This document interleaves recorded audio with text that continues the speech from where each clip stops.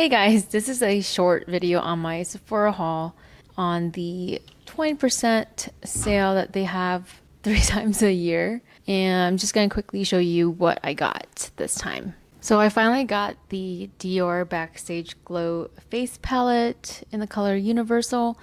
And I always hear of good things and it's so pretty. And there's 4 colors. There's bronze, pink, and then there's gold and white. And they're super shimmery. So I actually been using this glow recipe watermelon glow uh, niacinamide dew drops for a while now, and you know how they give you all these samples, and I always use the samples for like weeks or months, and I finally got my own and I got the jumbo size. Then I got the Westman Atelier Face Trace Cream Contour Stick in the color Biscuit.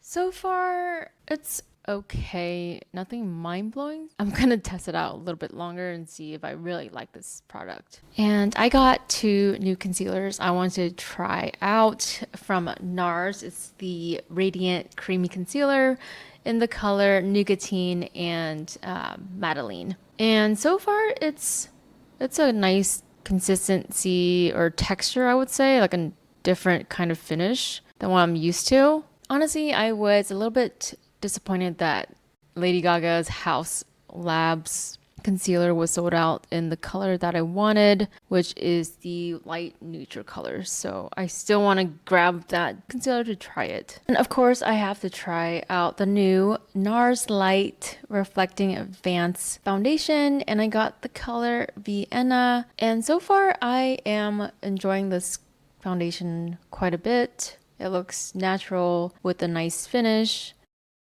I have to stock up on the Jack Black lip balm, and I've been using this lip balm for years. It's probably one of my favorite lip balms on this planet. I have one on my desk, I have one in my purse, I have one next to my couch, I have one in every section of my house. So that says a lot about how I love this lip balm.